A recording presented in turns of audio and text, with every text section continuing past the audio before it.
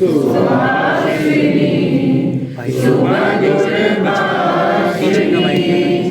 सुखदां वरदां मातरं वन्दे मातरं वन्दे मातरं। भारत माता की जय। अर्पित मिश्रा जी हैं। अर्पित मिश्रा जी का जन्म और पालन पोषण कानपुर महानगर में हुआ। आपकी प्रारंभिक शिक्षा दीक्षा कानपुर में हुई। उन्होंने उत्तर प्रदेश प्राविधिक विश्वविद्यालय से मैकेनिकल इंजीनियरिंग की शिक्षा प्राप्त करी और ISBM बैंगलोर से मैनेजमेंट की पढ़ाई पूरी करने के पश्चात हुई भूखंड विजेता कौन हुई, अतुलित यशक्रेता कौन हुई, नवधर्म प्रणेता कौन हुई, जिसने न कभी आराम किया विघ्नों में रहकर नाम किया। वर्षों तक वन में घूम घूम से धूप घाम पानी पत्थर, वर्षों तक वन में घूम घूम बाधा विघ्नों को चुम चुम से धूप घाम पानी पत्थर, स्मृति आई कुछ और निकल। जोरदार तालियों के साथ स्वागत करें।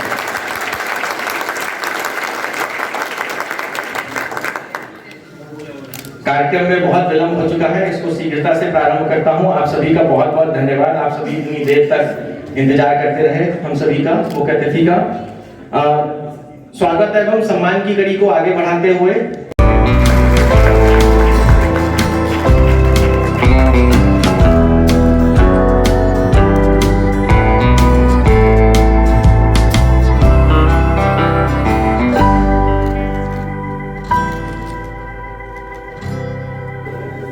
नमिता जी मंच पर आ गए।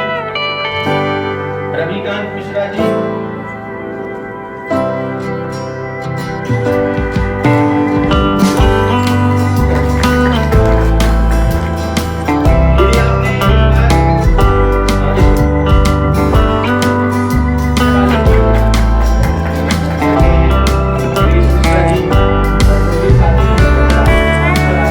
वो हमारी नेता हैं, हमारी बहन है और जिन्होंने राजनीतिक क्षेत्र में एक अपनी पहचान बनाई है।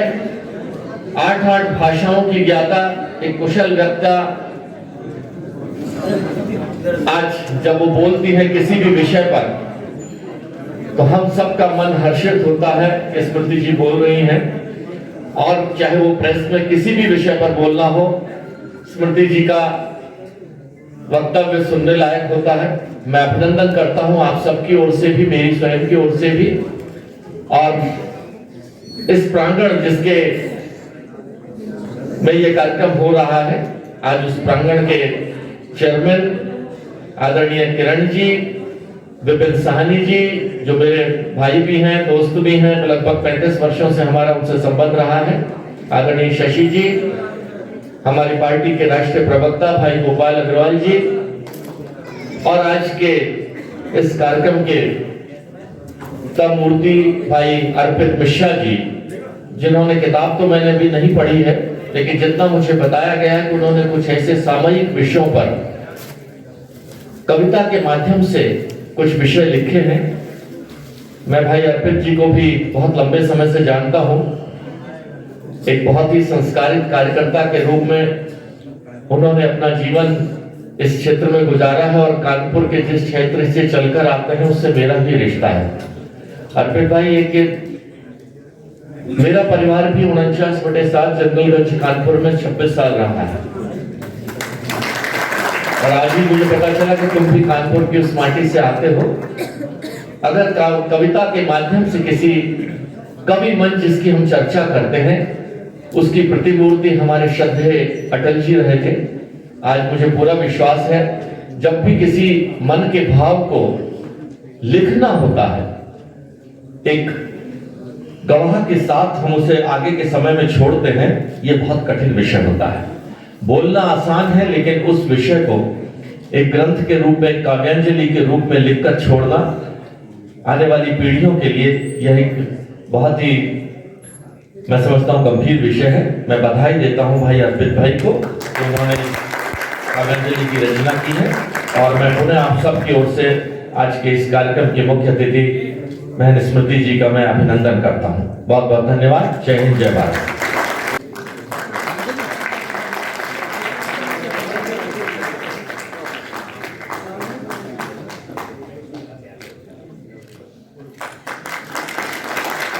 भारत माता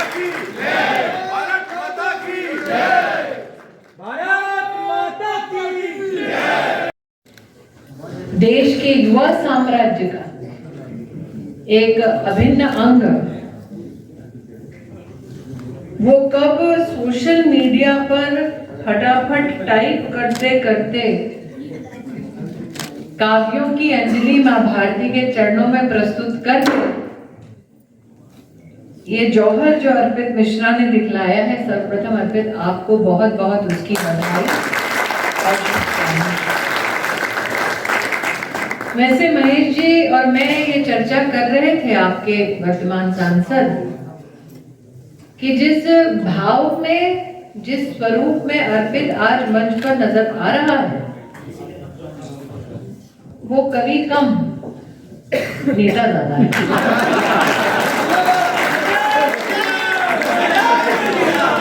शायद ही सभागार में कोई बचा हो जिसको फोटो के लिए अर्पित ने मंच पे ना बुलाया। मंडल का नाम लेना, शहर की व्यवस्थाओं से जुड़े समृद्ध कार्यकर्ताओं का उल्लेख करना, लेकिन इस रोमांच भरे वातावरण में अपने सोशल मीडिया के साथियों को भी ना भूलना, ये कौशल दर्शाता है कि अर्पित तुमको मात्र काव्यों की अंजलि अर्पित नहीं है, बल्कि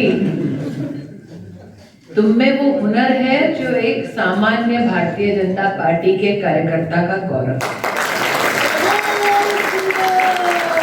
पश्चिमी सभ्यता से प्रेरित कांग्रेस पार्टी है, वो ये कटाक्ष करती है कि इंटेलिजेंसिया से हमारा दूर दूर तक का वास्ता नहीं।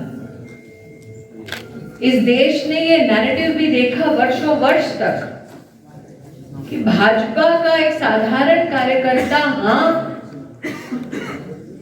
सड़क पर और संसद में संघर्ष कर सकता है, लेकिन लेखन की दुनिया से शायद ही उसका कोई यादगार रिश्ता रहा। और ज्ञान के प्रति ये अहंकार कहीं ना कहीं ज्ञान नामक अर्पित की इस कविता में प्रतिबिंबित होती है। पढ़ती हूं काव्यांजलि से, जब अर्पित लिखते हैं कि ज्ञान जब अपमानित हो जाता है, संघर्षों में भी बढ़ता जाता, नित नए परपंचों से टकराता, सामर्थ्य को परिभाषित कर जाता।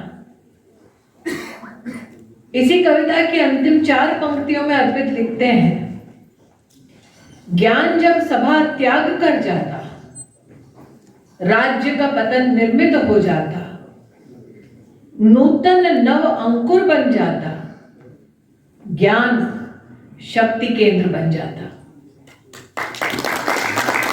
आज अर्पित ने कहा कि आने में विलंब हुआ,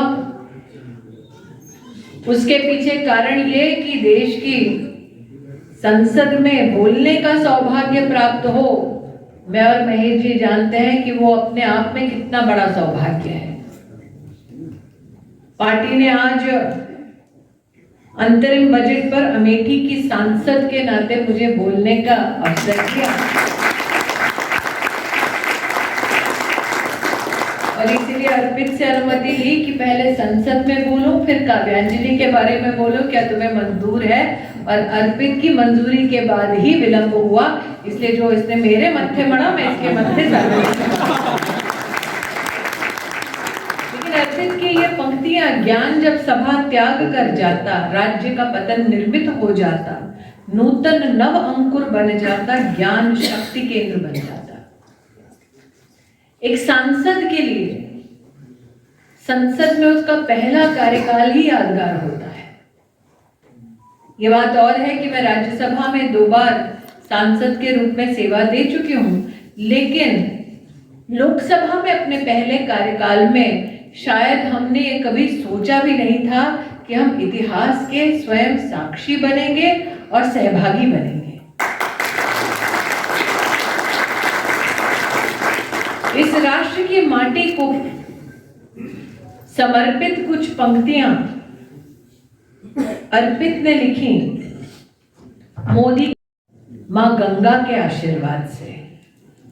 राम कृष्ण महादेव के आदेशों पर, महामाई के प्रभाव से, मां जानकी के लाड से, मां जीजाबाई के हुंकार से, हनुमान के निरंकारी भाव से, दधीची के त्याग से, कामधेनु के वरदान से, सबरी के भाव से, विदुर के ज्ञान से, गांडीव की टंकार से, धन्वंतरी के आशीर्वाद से, वरुण के प्रताप से भारत बढ़ चला कर्तव्य पथ पर मोदी के प्रभाव से।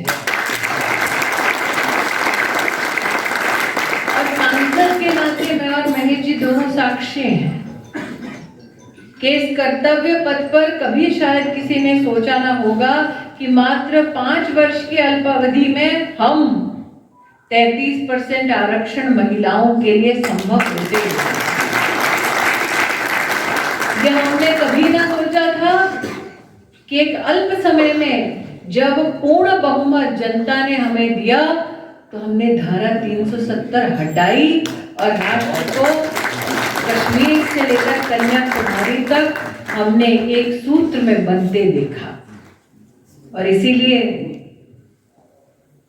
अर्पित तुम्हारी संघर्ष से संबंधित लाइनों को मैं नरेंद्र मोदी को अर्पित करती हूँ।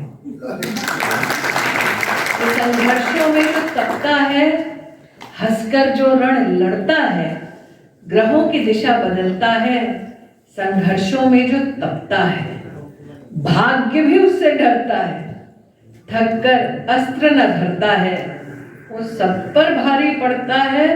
संघर्षों में जो तपता है, भाई एक अकेला कितनों पर भारी पड़ा कि हम सब जानते हैं।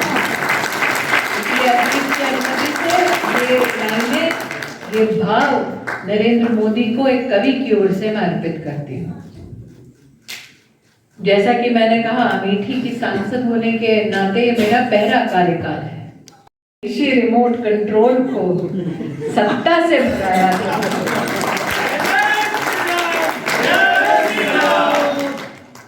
युवाओं के रणराग से भ्रष्टाचारी घबरा गए, युवाओं का त्याग देख सिंहासन छोड़ अब भागे ऐसे कि सीधा वायनाड पहुंचे। लौट कर कब आएंगे भगवान ही जाने, कभी नहीं। लेकिन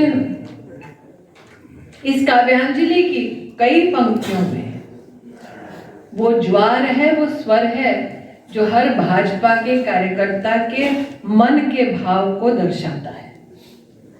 इसलिए चुनावी माहौल में महेश जी आप हैं, गोपाल जी तो प्रवक्ता हैं, मुझे लगता है कि प्रवक्ताओं के लिए भी ये काव्यांजलि बहुत ही सिद्ध यंत्र साबित होगी, क्योंकि पंक्तियां कुछ ऐसी हैं जो हम सब